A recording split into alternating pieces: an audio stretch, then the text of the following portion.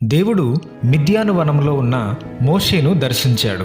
హోరేబు పర్వతంపై మండుచున్న పొదలో నుండి దేవుడు మోషేతో మాట్లాడాడు.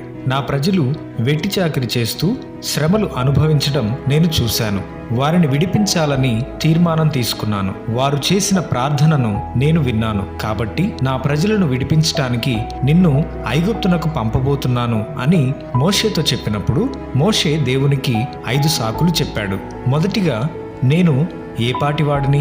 నిర్గమకాండం 3వ అధ్యాయం 11వ వచనం. రెండవదిగా, నాకు నువ్వు ఎవరో, నీ పేరేమిటో తెలియదు. నిర్గమకాండం 3వ అధ్యాయం 13వ వచనం. మూడవదిగా, వారు నన్ను నమ్మరు.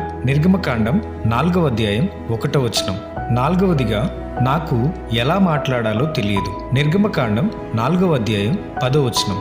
ఐదవదిగా, నాకు బదులుగా వేరే వారిని పంపించు. నిర్గమకాండం 4వ అధ్యాయం 13వ వచనం.